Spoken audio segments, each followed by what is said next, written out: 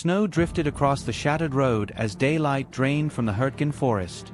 The trees stood like black pillars, their branches heavy with frost, their silence broken only by the distant rumble of retreating trucks.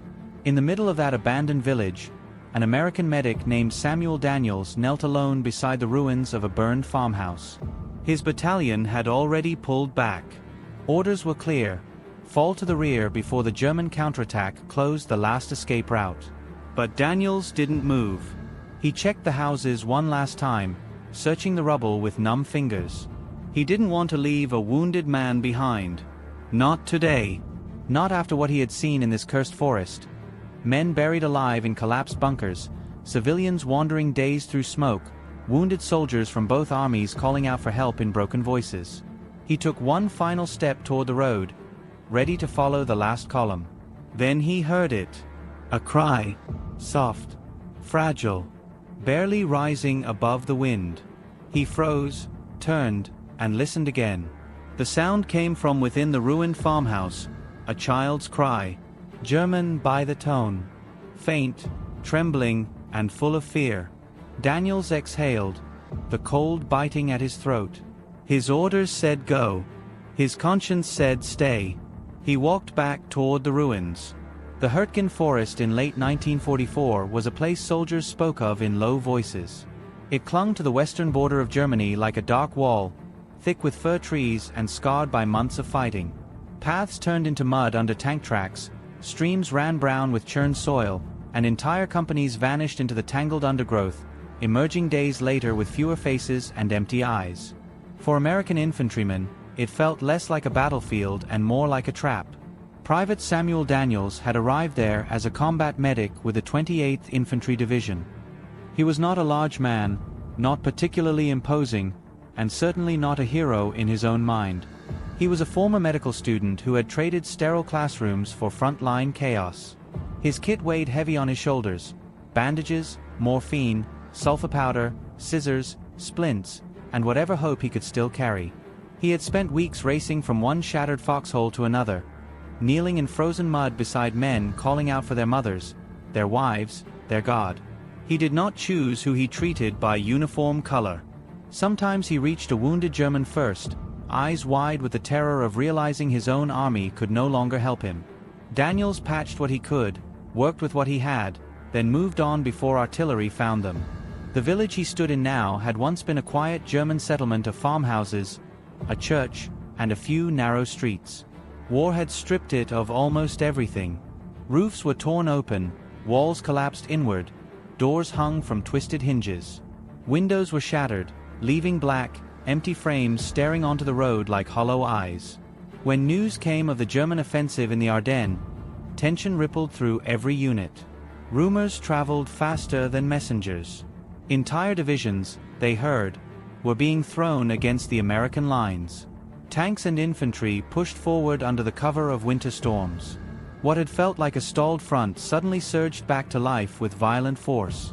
Orders reached Daniels' battalion: pull back, regroup, avoid encirclement. Men packed quickly, some silent, some swearing, some trying to laugh off the gnawing sense that the front was collapsing behind them. Trucks lined the roads, engines idling, exhaust curling up into the cold air. Officers strode through the streets, shouting names, checking rosters, pushing the last stragglers toward the vehicles. Daniels was still working. He helped load the most seriously wounded onto makeshift stretchers, giving quick instructions to the men who would ride with them. A fractured leg here, a chest wound there, bandages soaked through with blood already beginning to freeze. Each time he hoisted himself onto a truck, intending to climb aboard, another shout would reach him. "Medic! Over here!" And he would jump down again. His sergeant finally caught him by the arm. "Daniels, that's it. We're done here. The Krauts are moving fast. You want to end up a prisoner." Daniels glanced at the ruined houses, felt the weight of the forest pressing in beyond the village edge. He knew the sergeant was right. He knew staying was madness. But he also knew the forest and the shelling and the confusion of retreat left gaps. Gaps where the wounded could be forgotten.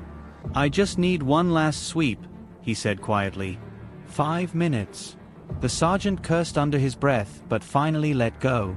5. Then you run like hell. The last trucks started to roll. Men shouted farewells, some joking, some solemn. The sky dimmed as clouds thickened, threatening more snow. Alone now, Daniels walked back into the hollowed village. He had promised himself he would not leave anyone behind. He just didn't know yet that anyone meant a child. Daniels stepped back into the ruined farmhouse, the snow crunching softly beneath his boots. The air inside felt colder than outside, as if the walls themselves had lost the will to keep the winter out. He swept his flashlight across the room, illuminating scorched beams, a shattered table, and debris piled where the staircase had collapsed. Then, there it was again. A small, broken sound. He moved toward the rubble, dropping to his knees. The beam of his light found a gap beneath the collapsed stairs, just wide enough to reveal a trembling hand. Tiny fingers curled inward, as if trying to hold on to warmth that no longer existed. "Hey," he whispered gently, not knowing whether the child could understand English. "I'm here. I'm going to get you out." He pulled at the debris carefully, piece by piece. Wood creaked above him. Plaster dust drifted down like ash. Every movement risked triggering another collapse, but he worked slowly, methodically, just as he had been trained. After several agonizing minutes, he managed to pull aside a heavier board, revealing a small boy tucked beneath a blanket that had once been white. The child stared at him with wide, frightened eyes. His cheeks were streaked with dirt, his lips pale, and his hair coated with dust. He couldn't have been more than 7 or 8. Daniels held up both hands. Harmless, non-threatening. "It's okay. I'm going to help you." The boy flinched at the sound of his voice, shrinking into the corner. He was German, that much was obvious, but at that moment, he looked like nothing more than a terrified child lost in a nightmare. Daniels reached slowly and pulled the blanket back enough to see the boy's leg. A wooden beam had struck it, leaving a deep bruise and an ugly gash near the shin. Infection had begun to set in. Without treatment, the boy wouldn't last long. Daniels took a steady breath. He had to work fast.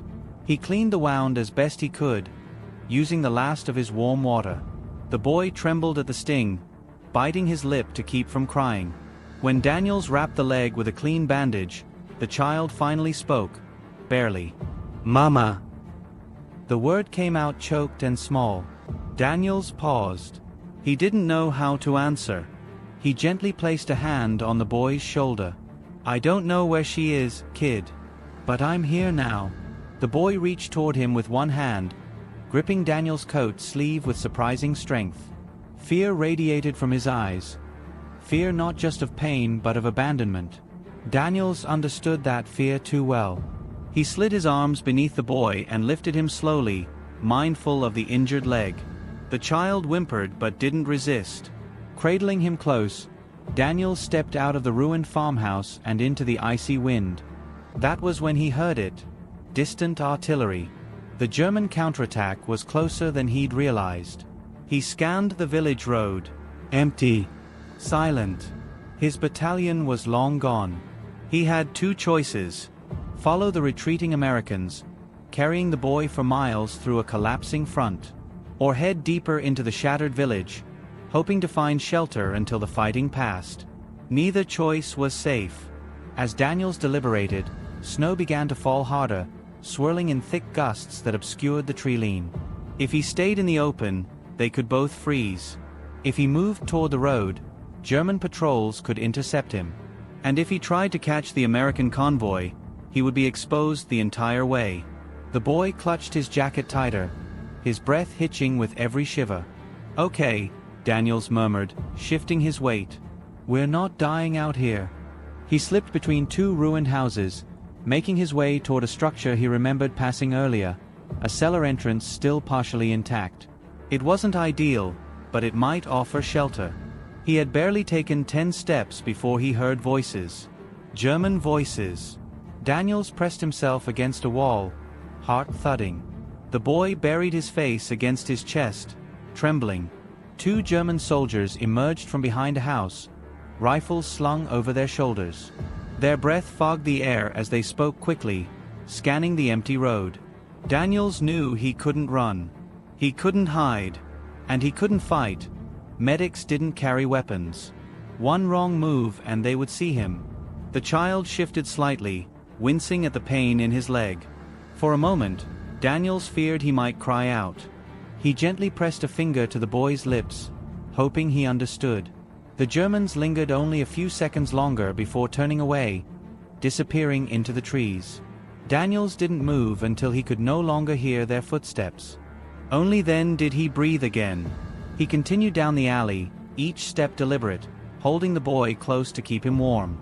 His legs ached, his hands shook from exhaustion, but he forced himself onward.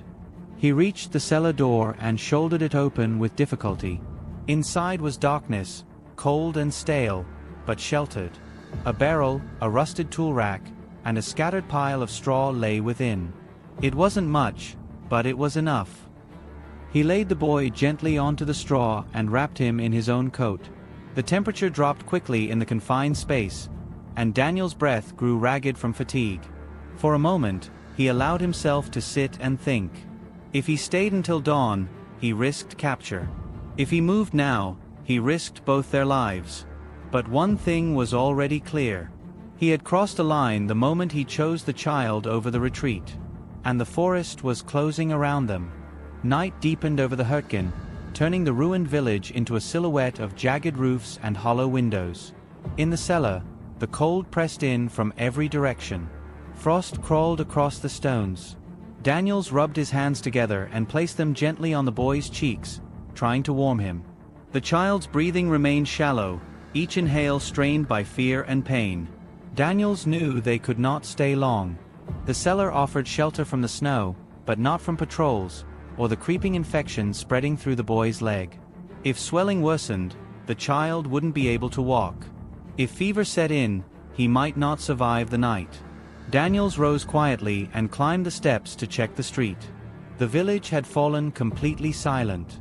Only the distant rumble of artillery told him the front line was shifting. He looked east, toward the German advance, then west, where the Americans had retreated hours before. Two forces closing in. Two armies ready to clash again. And he stood in the middle with a wounded German child who could not fend for himself. When he returned to the cellar, the boy's eyes fluttered open. He whispered a single trembling word. Cold. Cold. Daniels knelt beside him. I know, he murmured.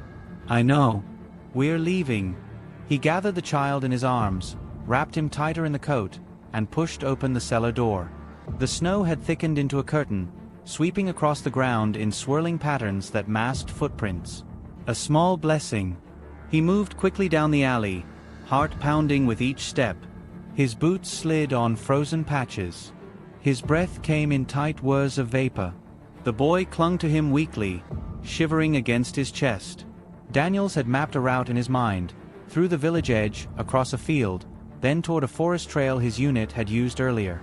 If he could reach it, he might find rear elements of the division, or at least avoid immediate capture. But when he reached the village outskirts, his plan shattered. A German half-track sat in the field ahead, its engine idling low. Soldiers moved around it, silhouettes shifting through the snow. Their voices carried faintly, orders, laughter, the dull rhythm of boots on metal. There was no way past. Daniels pulled back into the shadows, pressing his back against a ruined wall. The boy lifted his head slightly, eyes searching his face. Daniels whispered, "Stay quiet," hoping the child understood the tone if not the words. He listened closely. The Germans weren't preparing to leave. They were digging in, setting up a forward observation post, maybe even forming a temporary base. The field, the trail, the entire western route was cut off. A wave of exhaustion washed over him. Every option narrowed. Every path closed. Except one. He realized the only direction left was east, deeper into territory now crawling with German troops. It was madness. It was suicide. And yet, something inside him accepted the truth. If the Germans discovered him carrying a wounded child, they might recognize mercy in the gesture. A medic had protections under the rules of war, and maybe, just maybe, the boy himself would soften the encounter. But if he stayed here, hiding in the cold, the child wouldn't make it until morning. Daniels tightened his grip around the boy. "I'm going to get you help," he whispered. "One way or another." He stepped into the open. Snowflakes clung to his eyelashes as he crossed the field, each step sinking deeper. His legs burned with the effort. The child's weight felt heavier with every minute. The half-track loomed closer, its headlights piercing faintly through the snow. A shout rang out. 2 German soldiers spotted him, rifles snapping up instantly. Daniels froze. He raised one arm in surrender while keeping the boy supported with the other. His heart hammered in his chest, but he forced himself to stand still, exposed, helpless. The Germans shouted again, approaching quickly. Daniels opened his mouth to speak, to explain, to plead, but the boy moved first. The child reached out weakly toward the soldiers, his voice cracking as he cried out in German. "Helft, bitte." "Help, please." The soldiers stopped in their tracks. The shouting ceased. Rifles lowered. One man rushed forward, eyes wide with disbelief as he recognized the child's condition. He barked an order to another soldier, who sprinted toward the half-track for supplies. Daniel sagged slightly, relief and fear crashing together inside him. For the first time since the retreat began, he wasn't running. He wasn't hiding. He wasn't alone. He had crossed into the enemy's arms carrying their wounded child. And instead of firing, they listened. The Germans guided Daniels toward the half-track, moving with a mixture of urgency and disbelief. One soldier wrapped a blanket around the child, lifting him gently from Daniel's arms. Another inspected the injured leg, muttering about the cold and the risk of infection. Daniels watched, breathing hard, his pulse still racing from the tension of the encounter. One of the older soldiers approached him, an NCO with deep lines etched into his face. He studied the American medic for a long moment, eyes narrowing not with hostility, but with curiosity. "You carried him through this?" he asked in accented English. Daniels nodded. "I found him alone, hurt. I couldn't leave him." The man nodded slowly, almost respectfully. War had hardened him, yet something in Daniel's choice seemed to reach him. He signaled to another soldier, who handed Daniels a canteen and a piece of bread. Daniels accepted, surprised by the gesture. The Germans spoke quietly among themselves. They knew the front was shifting rapidly. Patrols reported American forces regrouping to the west, preparing for another push. The Germans were holding for now, but no one believed the moment would last. The war was closing in on both sides. After tending to the child, the NCO turned back to Daniels. "You are a medic," he said. "We respect that. You will not be harmed." Daniels nodded cautiously. Captivity loomed in the back of his mind, a grim possibility, but in that moment, survival mattered more than fear. The child, pale and exhausted, reached for Daniels weakly. The German soldier let him touch the American's sleeve. The NCO motioned toward the village. "We have a field station half a kilometer east. A doctor is there. The boy will be treated properly." Daniels hesitated. He could try to escape, try to slip back into the forest, but the truth settled over him like the falling snow. He had made his choice when he carried the child across the field. And the choice had been right. They walked together through the snow-covered road, Germans flanking him, the child bundled securely in a soldier's arms. The village faded behind them. The forest loomed ahead, dark and endless. As they approached the field station, Daniels felt the weight of exhaustion lighten, replaced by a quiet clarity. In a war defined by brutality, suspicion, and endless suffering, this single act, a medic carrying a frightened boy, had carved out a rare moment of humanity. The German doctor examined the child immediately, offering Daniels a brief nod of acknowledgement. The boy would live. Later that night, as Daniels sat under guard near a stove that radiated faint warmth, he listened to the distant thunder of artillery shaping the fate of nations. But here, in this small pocket of the war, a different fate had been chosen, not by armies, not by orders, but by compassion.